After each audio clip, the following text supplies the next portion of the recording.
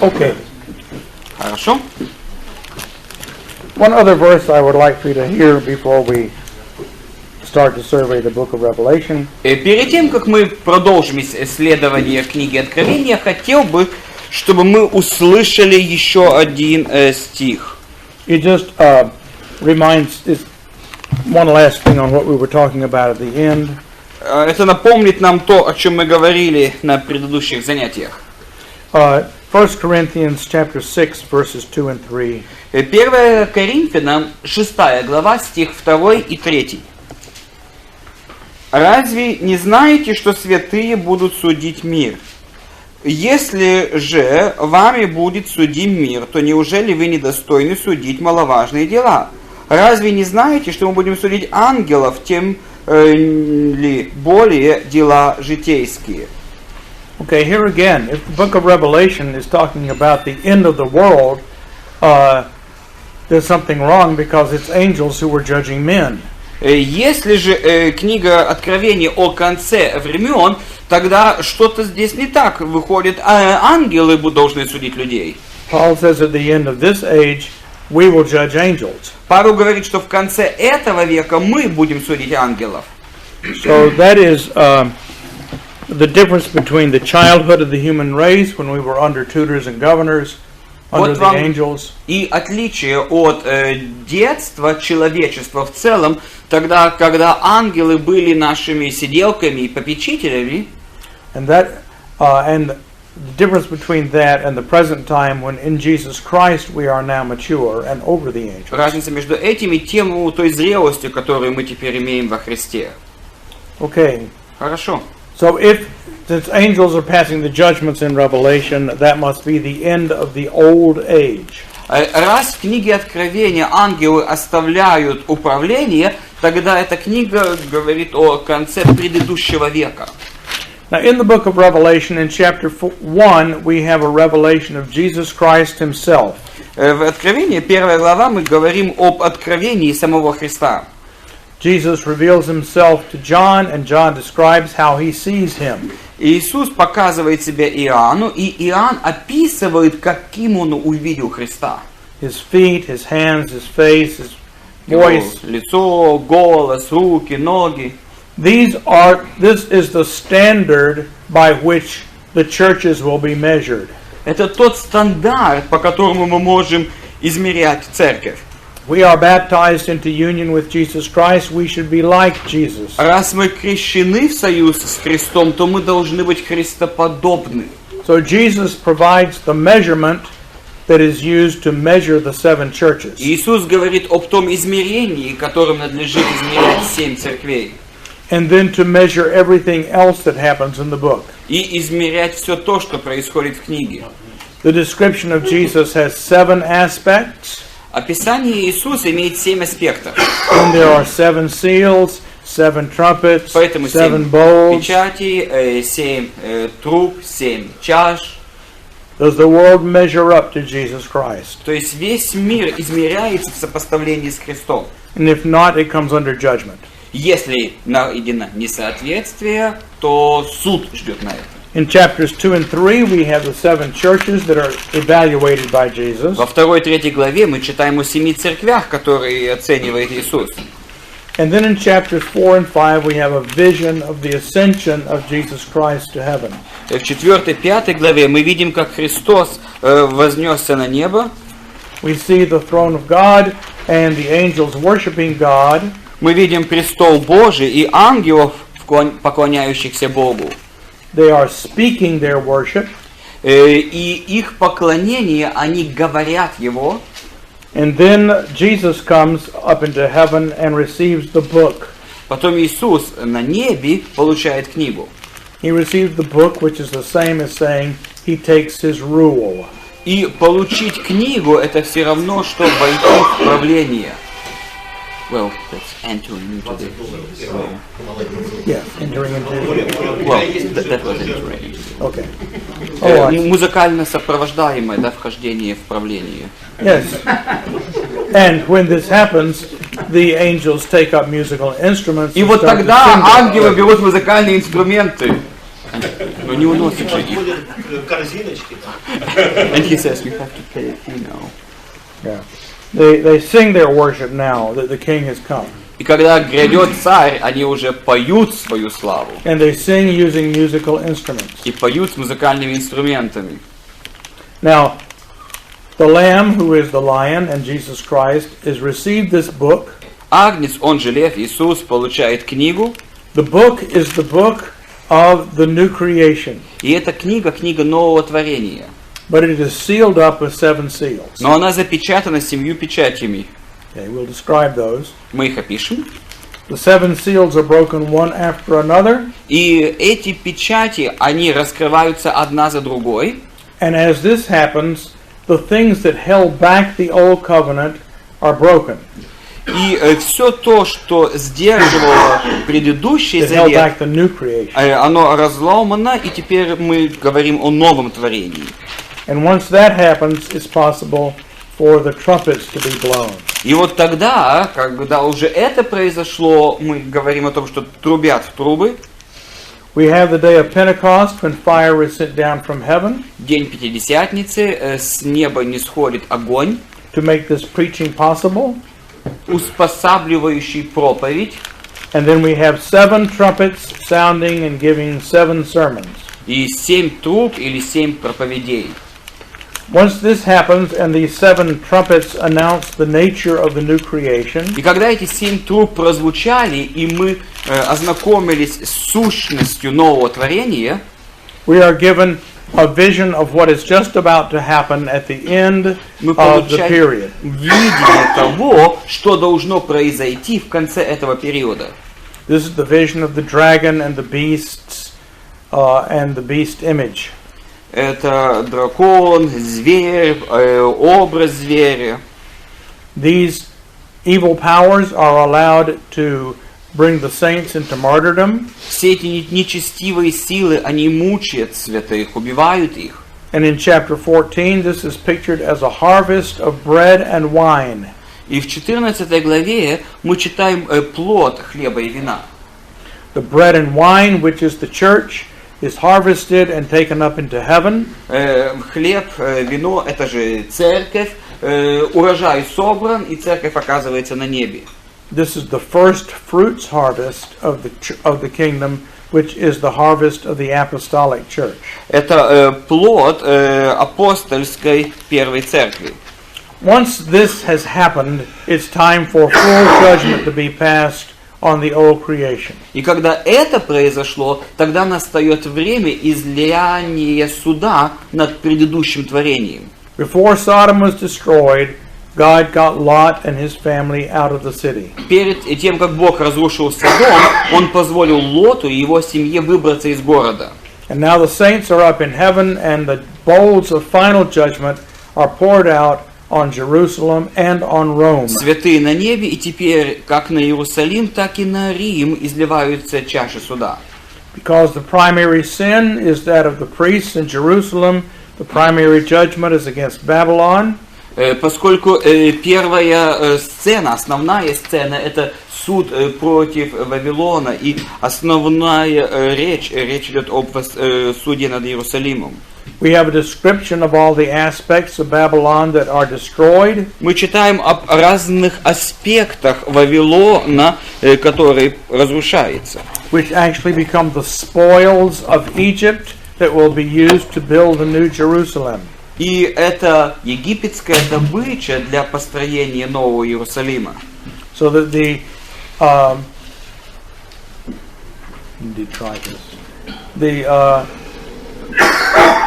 material of the old Jerusalem, spiritually speaking, becomes the building materials of the new Jerusalem.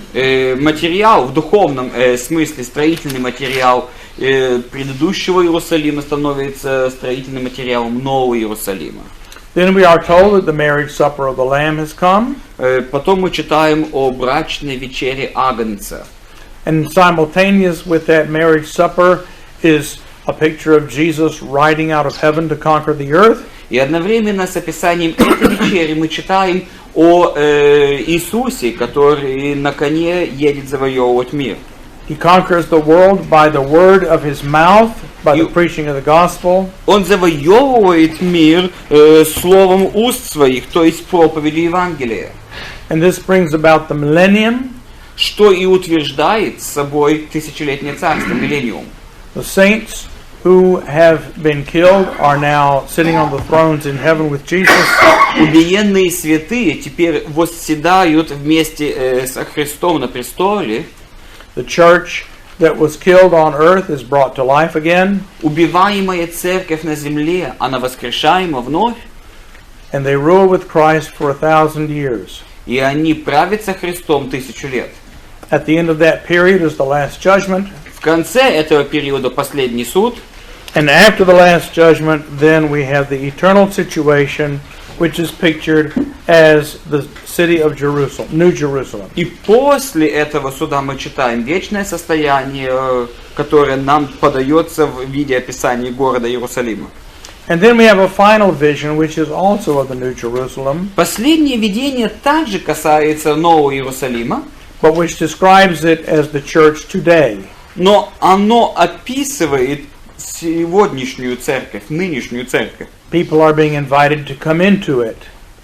Людей приглашают туда. People are being invited to convert. Людей приглашают к обращению. So this cannot be at the end of time after the last judgment. Это не может относиться к концу времен, когда уже провозглашен последний суд. It has to be a symbol of the church today. Это должно быть символом сегодняшней, нынешней церкви. Now that is a survey of the book. Это такой общий обзор книги. Okay. Now let's look at the book again Теперь мы рассмотрим книгу вновь and see another aspect of it. и увидим другие аспекты этой книги. The book of Revelation is a worship service from start to finish. Книга Откровения — это описание поклонения, служения с самого начала до самого конца. It uses the liturgy as the template, as the model for describing history. Неким шаблоном или подходом к построению этой книги является литургия. In Revelation chapter 1 verse 10, Откровение, 1 глава, 10 стих. John says, I was in the Spirit in the Lord's day. Иоанн говорит следующее: «Я был в духе в день воскресный», или в Господний день в других переводах. The time of worship is the day of the Lord. Время поклонения — это день Господень. And he is obviously the leader of the worship service. И он явно ведет служение поклонения. And he hears a voice like the sound of a trumpet behind him. И сзади себя слышит голос, словно голос трубы. And he turns around and he sees Jesus Christ, who is the true preacher. Он поворачивает голову и видит Иисуса Христа, настоящего проповедника. So now John is not going to be the preacher anymore. He'll be part of the congregation in this vision. И в этом видении Иоанн уже не проповедует, он садится на лавочку вместе с остальными слушателями. And Jesus will lead him in worship. И Иисус ведет поклонение. And show him what actually happens during a worship service, spiritually speaking. И показывает, что в духовном отношении происходит во время служения, богослужения. We won't see this happen. Мы этого не увидим. We just know it by faith alone, Мы только лишь верой принимаем, что это все происходит. which is the way we always have to operate. Нам только так и нужно жить. All right, so we have a call to worship, Ладненько, мы читаем о призыве к поклонению, just as at the beginning of a worship service, you as the pastor call the congregation to worship. Let us worship God.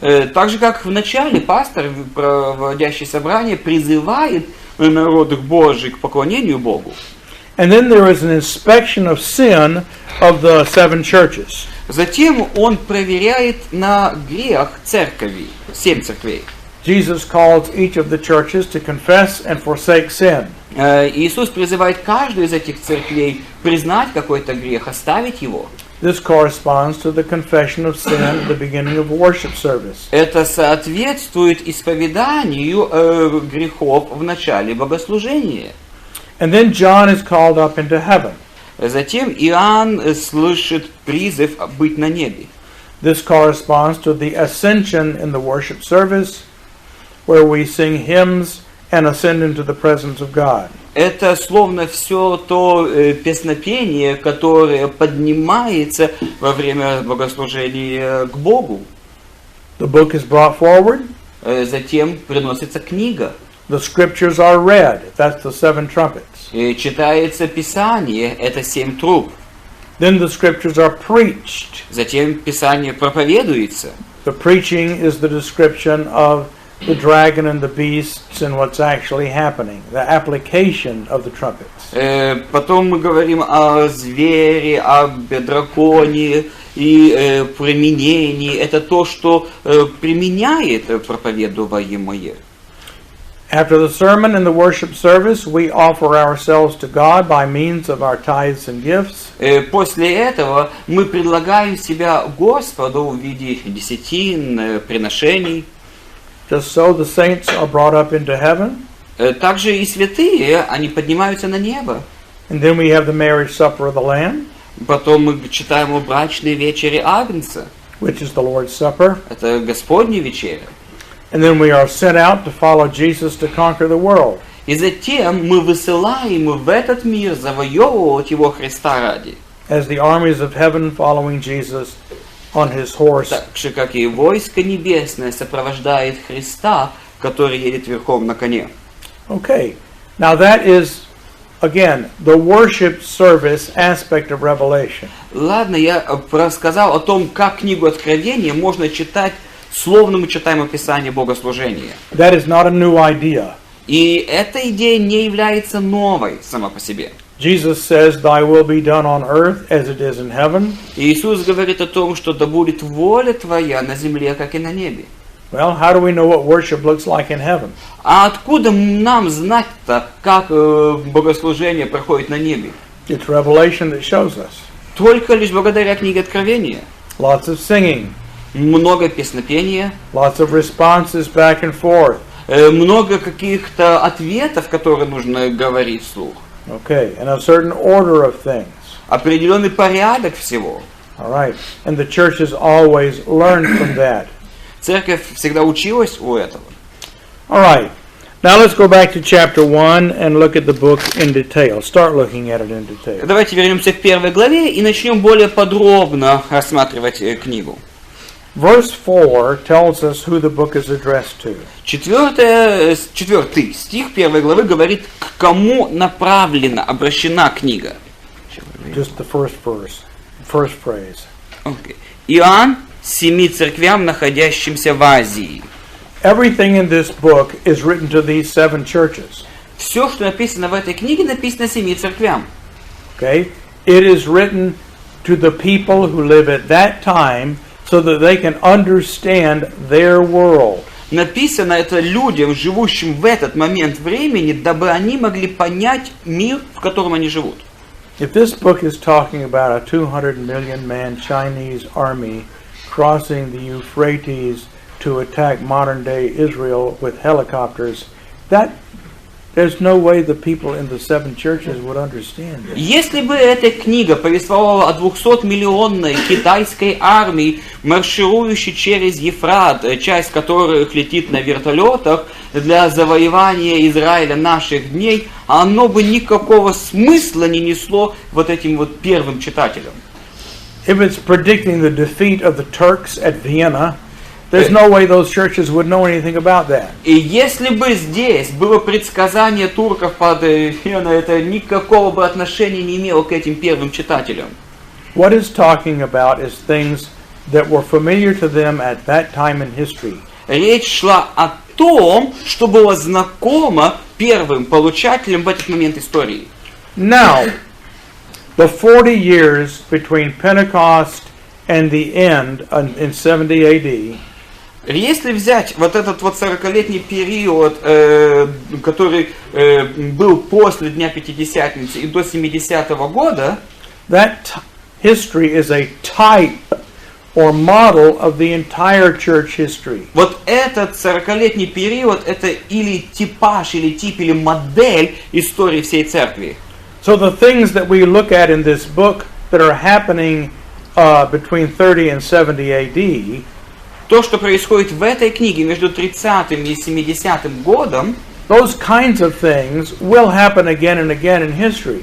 вот типы происходящих событий, они будут повторяться в истории вновь и вновь. So the instinct of the church to find a contemporary application is not a wrong instinct. Поэтому инстинкт церкви найти современное применение происходящему не является каким-то, неподобающим, что ли, инстинктом. But if we want to make applications, we need to understand the first meaning before we do that. Но перед тем, как мы сможем найти оправданное применение, нам необходимо понять, что имелось в виду первоначально. And since the book is describing things that were close at hand in history, then that's where we need to look first. Поэтому книга направлена и рассказывает о тех событиях, которые надлежит быть вскоре, нежели о чем-то отдаленном. Read verse 3. Давайте мы прочитаем 3 стих. «Блажен читающий и слушающий слова пророчества этого и соблюдающий написано в нем, ибо время близко». Okay, the time is near. Ибо время близко.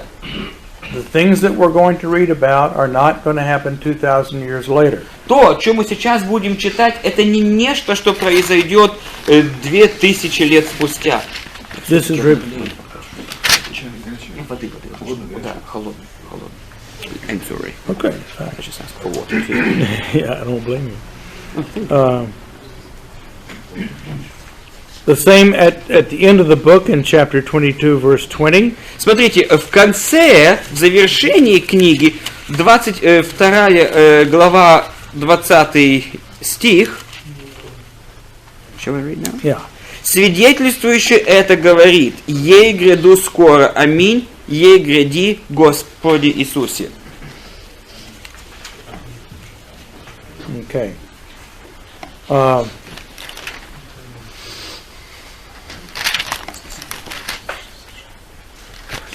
So, at the beginning and the end of the book, we are told that these events are going to happen shortly. Как на первых страницах, так и в конце этой книги мы читаем, что речь о событиях, которым надлежит быть вскоре.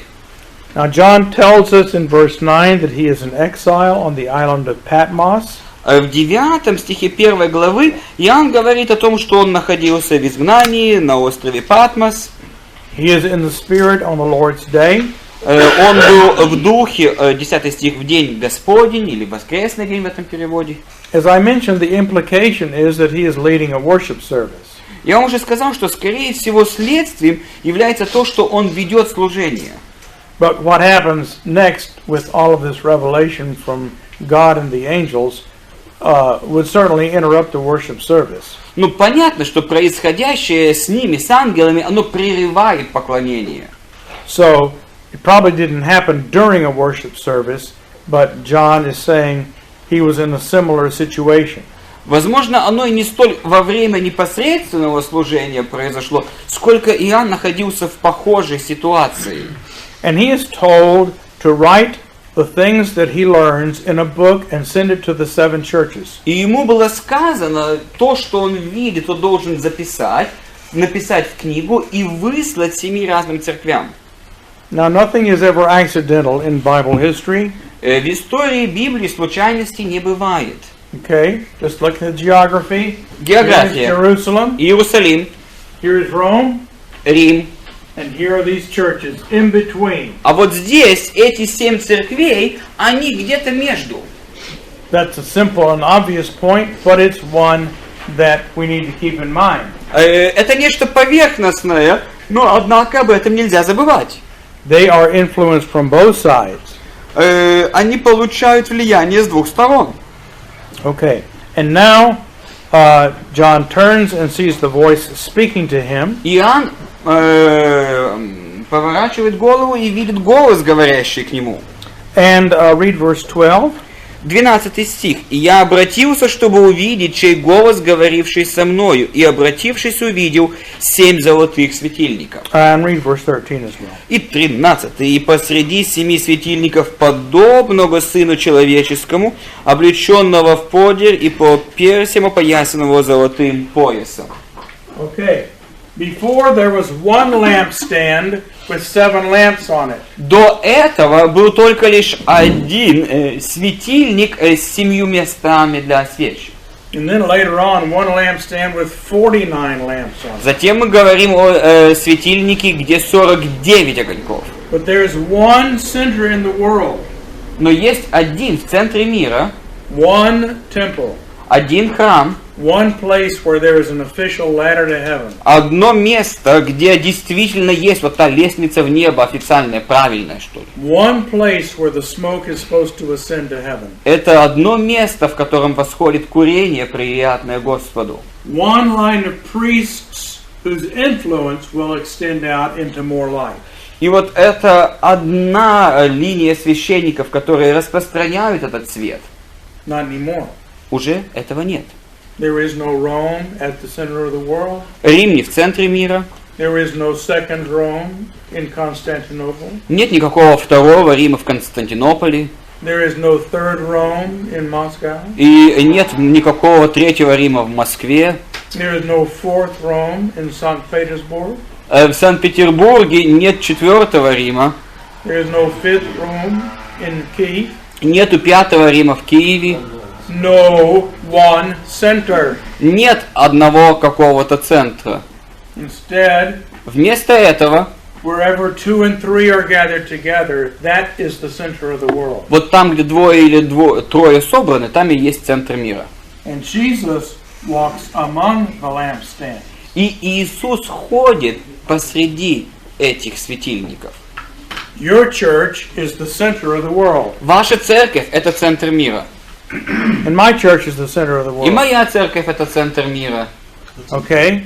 Each one is the center now. Каждый из нас теперь центр. That's what this symbolism means. Вот что означает этот символ. Here again, don't read this like a 21st century person. Не читайте эту книгу глазами человека, живущего в 21 столетии. You're a Jew. Вы иудей. The New Testament is written to the Jew first and А also to the Новый Greek. Завет в первую очередь написан евреям, а потом уже. For 1,400 years, you've had a lampstand with one stand. Больше 1000 лет у вас был светильник, стоящий на одной основе. Now it says 7 independent lampstands. А теперь это 7 отдельных светильников. Что? Okay. What? That's what you need to think. Вот в чем вы нуждаетесь. Что это? All right. Now,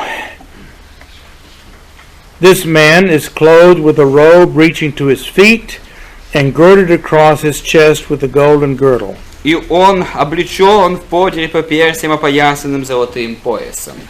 Okay, he is not ready for war. К войне не готов.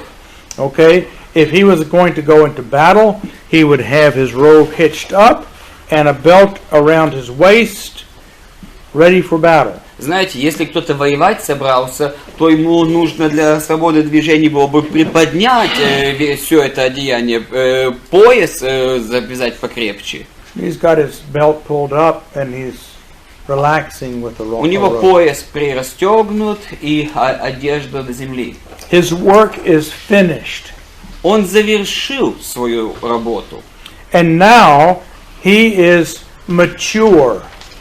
И он He is an elder. Он теперь созрел, он теперь старейшина. Read verse 14. 14 стих. «Голова его и волосы белы, как белая волна, как снег, и очи его, как пламень огненный». Okay, his hair is turned white, Белые седые волосы, like mine, как у меня, which means I have many years of knowledge. которые означают, что мне присуще много лет знания. I am wise, Я мудрый. or not. Или же нет. That's what Jesus is. Такой Иисус. His eyes are like fire, Его глаза как огонь. Okay, read verse 15 and 16. 15-16 стихи. Ноги его подобны хаукаливану, как раскаленные в печи, голос его, как шум вод многих. Он держал в деснице своей 7 звезд, и из уст его выходил острый с обеих сторон меч, и лицо его, как солнце, сияющее в силе своей. Okay, this is a chiastic structure. Здесь мы видим структуру в виде хиазма. In other words, A, B, V, G, B, V, A. То есть А, Б, В, Г, и потом В, Б, А. Okay, that's the structure here. So first is head and face, Голова, лицо. and then eyes and mouth, Глаза, рот. feet and hands, Ноги, руки, and in the middle is his voice. и посередине голос. The voice is the most important part. Глаз — это самая важная составляющая, It's the word of Голос, God глаз. that controls everything else. потому что Он управляет всем остальным. All right. Хорошо. These are the parts of the man that need to be glorious and that are the measurement of our transformed humanity. Преображенное человечество, ему должны быть присущи эти качества, они должны быть в святости сохранены. Now, read verse 17. 17 стих. «И когда я увидел его, то пал к ногам его, как мертвый. И он положил на меня десницу свою и сказал мне: не бойся, я есмь первый и последний». Obviously, John was not a very spiritual man. Иоанн, по всему видно, не был духовным человеком. Because we know what real spirituality is like.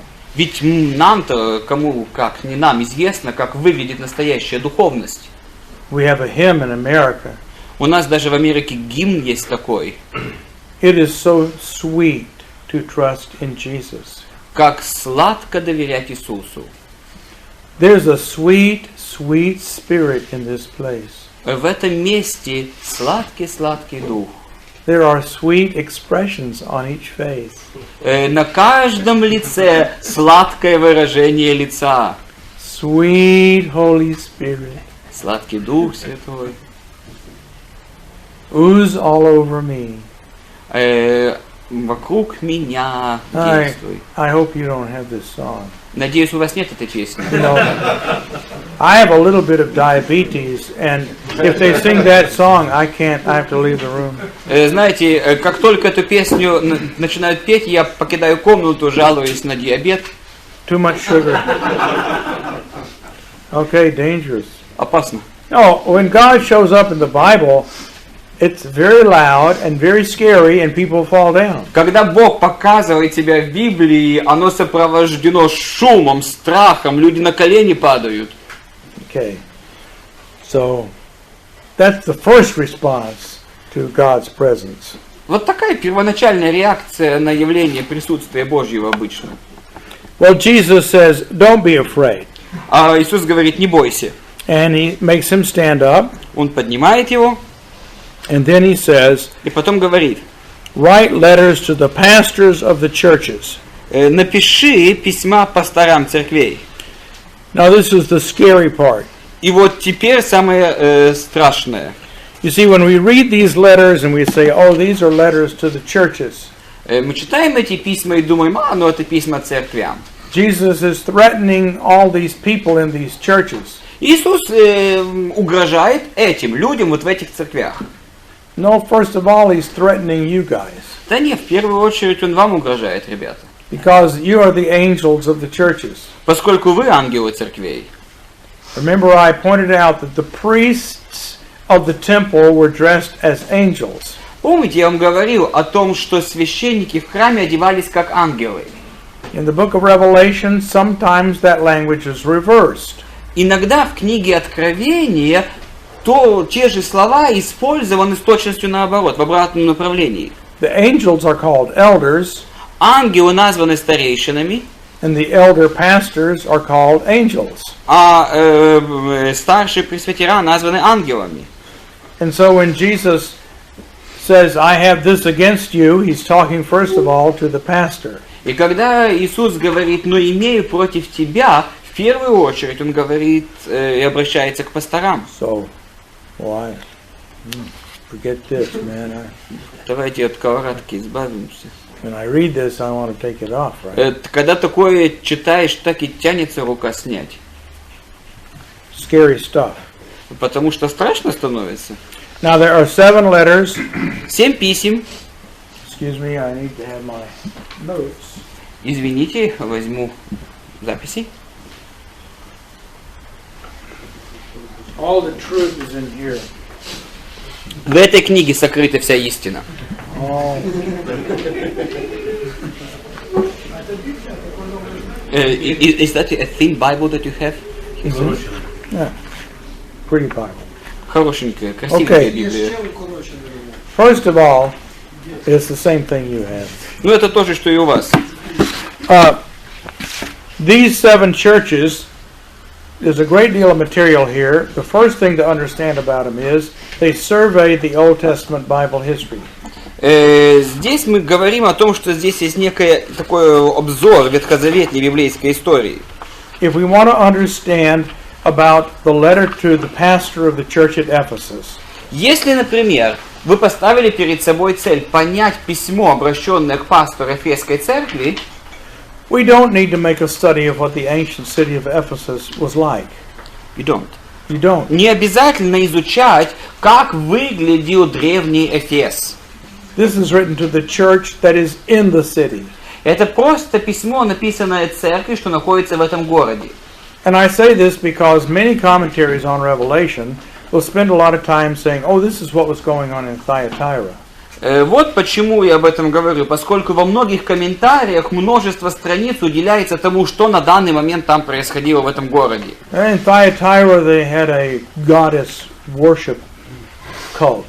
Там был культ поклонения богини. And that's why it warns against Jezebel. Вот почему здесь содержится предупреждение не поклоняться Иезавели. Well, there were goddess woman worshiping cults in all these cities. Знаете, откровенно говоря, вот этому культу богини во всех этих городах поклонялись, на самом-то деле. And what the pagans were doing in the city is not of any interest to us. И чем, собственно, язычники в этом городе занимались, не представляет для нас никакого интереса. These are written to Christian communities about what was going on in their community. И письма, обращенные к христианским общинам, касаются того, что происходило внутри христианских общин. And the imagery for each one is taken not from the city, but from biblical history. И образность, используемая здесь, она относится к тому, что там происходило, а не просто к истории. The first letter to Ephesus Первое письмо это Эфесской церкви. tells them that they have fallen away from their original deeds, Речь идет о том, что они отпали от своих первоначальных дел, like Adam and Eve. как Адам и Ева. But he promises that if they are faithful, they will come to the tree of life in God's paradise. Но здесь, если они, мы читаем о том, если они будут верны, то они будут вкушать от древа жизни райского. Okay? The second letter Второе письмо, in Smyrna, церковь в Смирне. it says that they have suffered a lot, but they are secretly rich. Они много страдали, но они обогащены. It says that Jews persecute them. Они знают, что такое гонение от иудеев. It says they will be thrown into prison. Их будут бросать в темницы, в тюрьмы. That's talking about Joseph. Речь об Иосифе. But if he is faithful, he will come to the crown of life, as Joseph did. Но будешь верный, получишь венец жизни, как Иосиф получил. Pharaoh put the golden necklace around Joseph's neck and said everyone must bow before him. Фараон одел на Иосифа золотую цепь и сказал, все теперь должны поклоняться тебе. The third church, Pergamum, Третья церковь, Пергам. it says, I know where you dwell, where Satan's throne is. Я знаю, где ты пребываешь, живешь, там престол сатаны. He refers to Balaam and Balak. Он говорит о Ваале, он говорит о Валаке. He says that if you overcome, I will give you manna. И если ты победишь, то я дам тебе манну. So what period of history is this? Что это за период истории? Exodus, wilderness. Exodus, wilderness. Да, пустыня, исход. Yeah. Now we come to the city in Thyatira. Теперь Фиатира. He says his feet are burnished bronze. Он говорит... say it again? Burnished bronze, feet. Здесь он видит стопы, здесь он говорит о том, что ноги подобны хаукаливану. So was the furniture in the temple. Что это за предмет, утварь в храме? He refers to Jezebel, who was Ahab's wife. Речь идет об Иезавеле, жене Ахава. He says that he's going to kill her, Он ее убьет, just as Jezebel and all of her children were killed. как дети Иезавели были убиты. Okay. He says that if you keep faithful to me, I will give you the rod of iron. Но если будешь верным мне, я дам тебе жезл. Which is from Psalm 2 and is given to the king. А во втором псалме именно такой жезл дан царю. So the imagery here comes from the kingdom period. Образность здесь, она напоминает нам период царства. Then we come to the church in Sardis. Потом мы читаем о церкви в Сардисе. And here we are in the time of Jeremiah. Здесь мы во время Иеремии. This church is almost dead. Церковь почти умерла. There are only a few people who are faithful. Там только лишь немногие сохранили верность. If you are faithful and overcome, then I will not take you out of the book of life. Если будешь верен, то не изглажу тебя из книги жизни. We would have to go back into the book of Jeremiah to see this language.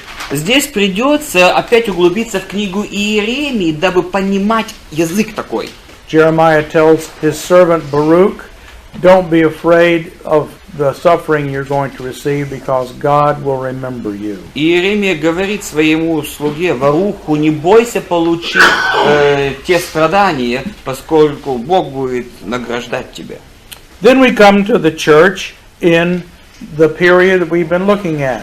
Затем мы рассмотрим тот период церкви, на который мы уже обращали внимание. The imperial time when God has made an open door to take the gospel, the pre-gospel all over the ancient world. Время распространения вот этой вести, предшествующей Евангелию, предевангелия.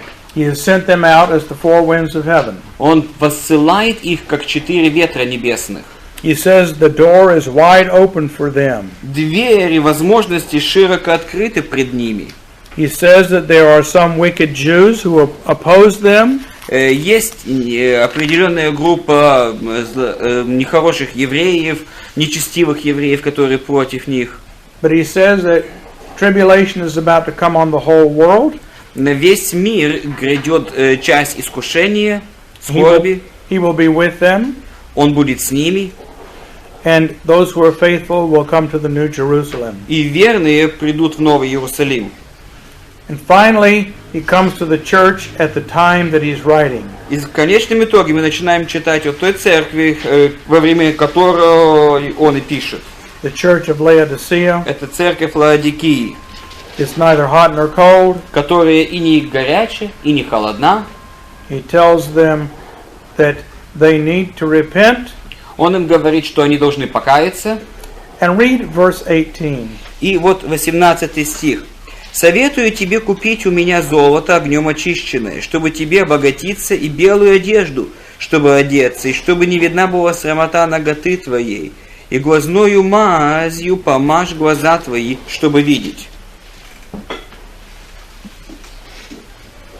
Does this mean that they are actually supposed to get some gold and go find Jesus and buy some things from him? Означает ли это, что они в буквальном смысле где-то должны открыть золото, пойти к Иисусу и что-то там у него купить? No. Нет. This is an economic transaction. Здесь действительно используется язык экономики Is a symbol for liturgical transaction. как символ литургической транзакции.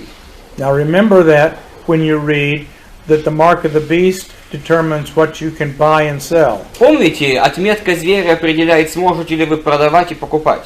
It's not talking about literal buying and selling. Речь не идет о буквальной покупке или продаже. It means they kick you out of the synagogue unless you wear the mark of the beast. Это означает, что если у вас нет отметки зверя, вас выгонят из синагоги. We will look at that more later. Но об этом мы поговорим позднее.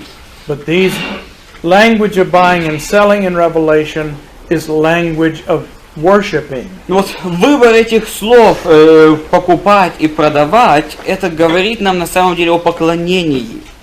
Well, he says the door is open if they will only knock, and that if they are faithful, they will come and sit down on thrones. Двери открыты, в них только лишь нужно постучаться. И если они постучат в эти двери, они могут войти и сесть на престол. Okay, and that is the direction of the book itself. Вот это общее направление книги. Now, there are things we can do with this. Что с этим можно сделать? For instance, the second church in Smyrna Например, вторая церковь Смирна is small and suffering страдает, она немногочисленна, and has very few opportunities. возможностей, открывающихся для ней, мало. The church in Philadelphia Церковь Филадельфии is small, маленькая, but it has great opportunities. но возможностей, которые открылись перед ней, множество. The church in the third church, Pergamum, Третья церковь Пергам, he says you need to kick out some of these wicked people in your church. о ней мы читаем, что тебе нужно избавиться от нечестивых людей в середине церкви. The next church, Thyatira, it seems as if the wicked people have almost taken over the church. В Тиатирской церкви вообще создается впечатление, что нечестивые люди всю власть перебрали на себя в этой церкви. And in the next church of Sardis, the wicked definitely have taken over the church, and there are only a very few people left who are faithful. В третьей с конца Сардийской церкви большинство людей нечестивые в церкви, там хороших-то людей всего ничего осталось. Now, each of these churches gives a model for what your church might be like. Каждая из этих церквей показывает образец или прототип той церкви, в которой вы можете находиться. From a practical point of view, С практической точки зрения, you could say, is my church more like Pergamum? вы можете задаться вопросом, моя церковь больше на пергамскую похожа? Well, in that case, the part of the Bible that maybe says the most to me is the Exodus in the wilderness. Тогда по большей части для меня будут важны те моменты в Библии, которые говорят об исходе, о пустыне. So there's a certain amount of practical help you can get from these things. Тогда в этом все можно найти для себя практическую помощь. They're not just theoretical. Это не просто теория лишь. Now, the message in each case is you have some people that you need to kick out of the church. Однако в любом случае частью вести, сказанной всем церквям, в вашей церкви есть люди, от которых надо избавиться. They are called Nicolaitans. Николаиты названы они. Nico from conquer. Нико завоеватель. Okay, Nike, conquer. Ники завоеватель. Okay, Laitan, people. А Лайтан люди. Okay, people conquerors. Завоеватели людей. Okay, and they are called. What else are they called here? А как они еще тут названы-то? They are called followers of Balaam. Последователи Ваалама. Okay, who taught the people to sin against God. Учили людей грешить против Бога. So some of these people are like dragons who oppress the people.